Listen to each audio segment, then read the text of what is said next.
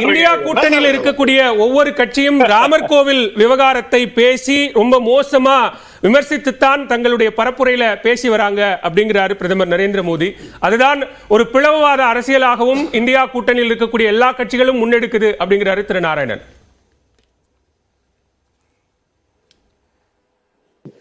இல்ல, ராமர் கோயில் விவகாரத்துல இந்தியா கூட்டணி கட்சிக்காரங்க என்ன தவறா பேசிட்டாங்க? ஐயா, இதை நீங்க ஒரு அரசு விழா போல நடத்துறீங்க. பிரதமரே பூசாரி பணியை மேற்கொள்றார், பக்கத்தில் RSS தலைவர். இந்த விழாவுக்கு நாங்க வர முடியாது சொன்னது இந்த எதிர்கட்சி தலைவர்கள் மட்டுமல்ல, சங்கராச்சாரியார்களே வர முடியாட்டாங்க. அப்ப இப்ப இந்தியா கூட்டணி தலைவர்களை பத்தி சொல்றாரு, சங்கராச்சாரியார்களை சொல்லுவாரா பிரதமர்? எவ்வளவு கடுமையா விமர்சனம் பண்ணாங்க இவர் அரசியல் தலைவர், பிரதமரா தான் இருக்கணும். ஆனால் கோவில் தரப்பு வேலை என்பது எங்களுடைய வேலை, அதை செய்யக்கூடாது என்று அவங்க சொன்னாங்க. ஆகவே இந்த மாதிரி விஷயத்தை பேசிக் கொண்டிருப்பது பிரதமர் தானே ஒழிய ராமர் கோயிலை பற்றி எல்லாம் தவறாக இந்தியா கூட்டணியில எந்த தலைவரும் பேசினதா எனக்கு தெரியும். நீங்க திறப்பு விழாவுக்கு கும்பாபிஷேகத்துக்கு தான் அந்த விமர்சனத்தை வச்சீங்க, அதற்கு பிறகு கூட ஏன் அங்க போகல அப்படின்னு அமித்ஷா கேட்கிறார். 5 கேள்விகள்ல ஒரு கேள்வி அதுவும் ஒரு கேள்வி. ஏங்க எப்ப போகணுமோ அப்ப போவாங்க, அது ஒரு முக்கியம் இல்ல. இதுவே எவ்வளவு அபத்தம். ஒரு நாட்டுல 140 கோடி பேர் மக்களுடைய வாழ்வாதாரத்தை பத்தி பேசாம இந்த கோயிலுக்கு எப்ப போவீங்க வந்தீங்க, இதுவே மத அடிப்படையில பிரச்சாரம் தானே. இல்ல, அதை விட முக்கியமான விஷயம், அவர் ஜம்மு காஷ்மீரை பத்தி ரொம்ப பேசினதுனால ஒரு முக்கியமான விஷயத்த நான் சொல்ல வேண்டியிருக்குது. இப்ப 370 பத்தி பேசினாரு, அதுக்கு உரிய பதில சொன்னார். மிக முக்கியம், அங்க இப்ப மாநிலம் இல்ல, ஜம்மு காஷ்மீர்ங்கிற மாநிலத்தை ஒழிச்சு கட்டினது இந்த மோடி. 5 வருஷமாச்சு. இப்ப அங்க எல்லாம் பிரமாதமா இருக்கு. நான் கூட போயிட்டு வந்தேன்னு நண்பர் நாராயணன் சொன்னாரு. ஏன் சட்டமன்ற தேர்தல் நடத்தல? ஏன் சட்டமன்றம் இல்ல? ஒரே நாடு ஒரே தேர்தல். ஏன் நாடாளுமன்ற தேர்தல் மட்டும் நடத்துறீங்க? அந்த தேர்தல் எப்படி நடக்குதுன்னு அந்த தலைவர்கள் இன்றைக்கு புகார் பண்ணிட்டு, நீங்க சரியா குறிப்பிட்டீங்க. சரிங்க ஐயா, ஏயா பதட்டப்பட்டு நீங்க பேசும்போதெல்லாம் பொறுமையா கேட்கற. அடுத்து உங்க ரவுண்ட்ல பேசுங்க. அடுத்து இல்ல இல்ல இல்ல கொஞ்சம் அவரை அமைதியா இருக்க சொல்லுங்க. இப்ப இந்த பாக் ஆக்குபைடு காஷ்மீர் அதை பத்தி என்ன பேசுறாரு அமித்ஷா? நாங்கள் ஆட்சிக்கு வந்தால் அதை கைப்பற்றுவோம். அது பூரா கேட்டேன், யுத்தத்தின் மூலமாக கைப்பற்றுவோம். இப்ப நான் எழுப்பிய கேள்வி யுத்தம்ங்கிற விஷயத்தை தான். நீங்க இந்த 10 ஆண்டுகள் ஆட்சியில் இருந்தீங்கல்ல, அந்த ஆக்குபைடு ஜம்மு காஷ்மீரை மீட்பதற்கு இந்த அரசு என்ன பேச்சுவார்த்தை நடத்துச்சு? என்ன முயற்சியை பண்ணிச்சு? ஒரு சத்தம் போடல. இப்ப தேர்தல்ல அங்க சத்து குறைஞ்சுக்கிட்டு இருக்கு, சுர இறங்கிட்டு இருக்கு, தோல்வி முகம் தெரிஞ்சுக்கிட்டு இருக்கு. ஆரம்பிச்ச உடனே எதனா பேசுறது, எத்தனை பித்தம் தெளியும்னு நீங்க யுத்தத்தை பத்தி பேசுறீங்க. நான் எழுப்பிய அந்த கேள்வி உண்மையா இல்லையா? யுத்தம் என்ன வந்தால் ஐயா இருங்க ஐயா, அது அல்லாட்டி அவரே பேசிட்டீங்க, நாங்கெல்லாம் பேசலங்கய்யா. யுத்தம் என வந்தால், போர் என வந்தால் இந்த நாட்டுடைய ஏழைகள் தலையில தான் கை வைக்கும். எந்த அரசாக இருந்தாலும் மத்தியதர வர்க்கத்தின் தலையில தான் கை வைக்கும். ஆகவேதான் போர் வேணாம்னு.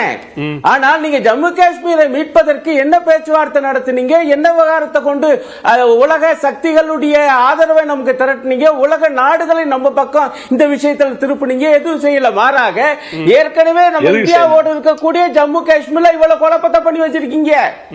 மாநிலத்தையே இல்லை என ஆக்கி அந்த மக்கள் இன்றைக்கு பொறுமை கொண்டிருக்காங்க. ஆகவேதான் நீங்க உங்க கூட்டணி கட்சிகளுக்கு விட்டு கொடுத்திருக்கீங்க. விஷயம் எல்லாருக்கும் தெரியும். அது 3வது பாயிண்ட். நான் என்ன கேட்கிறேன், இந்த நாட்டுடைய அடிப்படையான வாழ்வாதார பிரச்சனைகள், அந்த பிரச்சனையை பற்றி பிரதமரோ அமித்ஷாவோ ஏன் பேச மறுக்கிறாங்க? ஒண்ணுமே இல்லைங்க, நான் நிறைய பேசிட்டோம். இப்ப ஒரிசாவில் பிரதமர் பேசிய பேச்சை நான் கேட்டுட்டு வர்றேன்.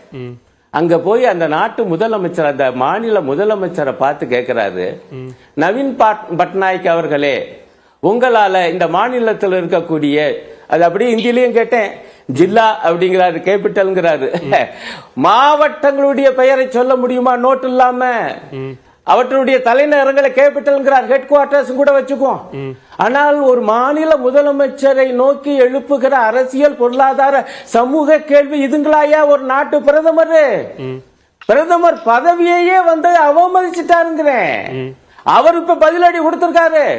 ஏயா இந்த ஒரிசா மொழிக்காக, ஒரிசா மாநிலத்துக்காக நான் என்னென்ன கோரிக்கைகளை வச்சேன், அந்த கோரிக்கைகளை எதையாவது நிறைவேற்றினீர்களா என்று அவர் ஒரு வீடியோ போட்டுக்கிட்டு இருக்காரு. சரி, வந்து ஒவ்வொரு இடத்திலும் ஒண்ணுமே அடுத்த பேசலாம். திரு ரவி, இங்க காங்கிரசினுடைய தேர்தல் அறிக்கையை கிட்டத்தட்ட 2வது கட்ட தேர்தல் பரப்புரையில தொடங்கி இப்ப வரைக்குமாக காங்கிரசினுடைய தேர்தல் அறிக்கை குறித்து பேசுவதோ அல்லது அருணன் குறிப்பிட்டது போல மாநில முதலமைச்சர்களை நோக்கி எழுப்புகிற கேள்விகளோ இது எல்லாமே தோல்வி பயத்தின் காரணமாக பாரதிய ஜனதா இது போன்ற கேள்விகளை, இது போன்ற ஒரு பரப்புரையை முன்வைக்கிறது அப்படிங்கிற விமர்சனம் எதிர்க்கட்சிகள். கேள்வி கேட்கறது அரசியல்ல எப்படியுமே தப்பாகாது.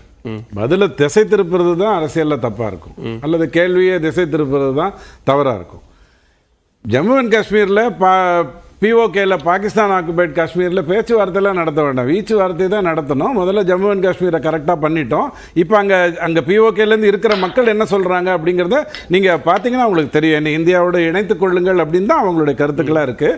அதோட ரொம்ப முக்கியம், நான் பேசுறதெல்லாம் முக்கியம் இல்லை, அங்கே இந்த தேர்தலில் என்ன மாதிரியான வாக்குப்பதிவு நடக்க போகிறது அப்படிங்கிறத நம்ம பார்க்கணும். வாஜ்பாய் எல்லாமே சட்ட ரீதியாக தானே நடக்குதுங்க, எல்லாமே சட்ட ரீதியாக தானே நடக்கணும்.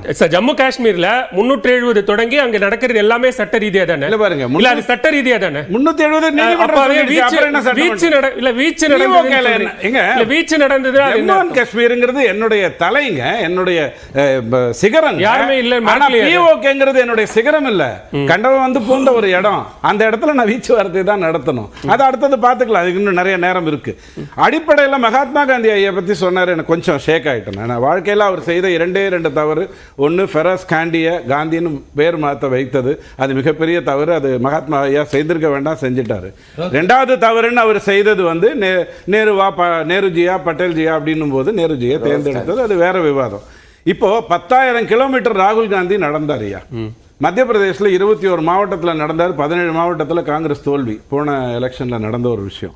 அதே மாதிரி நீங்கள் மீதி இடத்துல இன்னும் கொஞ்சம் அவர் நடந்தார்னா நல்லதுங்கிற மாதிரியான ஒரு விஷயம் தான் நம்ம எல்லாரும் சொல்கிறோம். இப்போ கேரளாவில் காங்கிரஸும் கம்யூனிஸ்டும் சண்டை போட்டுக்கோங்க. இவங்க 2 பேரும் சேர்ந்து வெஸ்ட் பெங்கால்ல போய் மமதாவோட சண்டை போடுவாங்க. இவங்க 3 பேரும் சேர்ந்து மோடியோட சண்டை போடுவாங்க. இந்த மாதிரி ஒரு கூட்டணியை இந்த வரைக்கும் என்னுடைய வாழ்க்கையில ஜனநாயக நாட்டில் பார்த்ததில்லை. முரண்பாடு இருக்குன்னே வச்சுப்போம். முரண்பாடு இருக்குன்னே வச்சுப்போம். நீங்க சொன்ன சரி சண்டை, நீங்க சொன்ன தோல்வி, இதெல்லாம் தாண்டி என்ன வேணா நீங்க அதுக்கு என்ன பேர் வேணா வச்சுக்கோங்க. ஆனா அதையெல்லாம் சொல்லிட்டு இருந்த குற்றச்சாட்டுகளாக சொல்லிட்டு இருந்தவர்கள் இன்றைக்கு இந்தியா கூட்டணியில் ராகுல் காந்தி வெர்சஸ் என்டிஏ கூட்டணியில் பிரதமர் நரேந்திர மோடி அப்படின்னு பேசக்கூடிய நிலைக்கு வந்திருக்கிறாங்களா இல்லையா? வந்திருக்காங்க. அப்போ மோடி என்ன கேள்வி கேட்கணும்னா, நான் இந்த நாட்டின் பிரதமராக இருக்கின்றவன் இருக்க போகின்றவன், நான் இங்க பேச்சுவார்த்தைக்கு உட்கார்றேன். இந்துராமையா 2 சேருக்கு நடுவில் உட்கார்ந்தா கூட கொஞ்சம் நடுத்தல கொஞ்சம் சேதரும் இருந்தாலும் பரவாயில்ல, அவரே உட்காரட்டும். ராகுல் காந்தி தனிநபர் தாக்குதல் ரொம்ப கடுமையான. அவர் எதுக்குங்க இதுல வந்தாரு?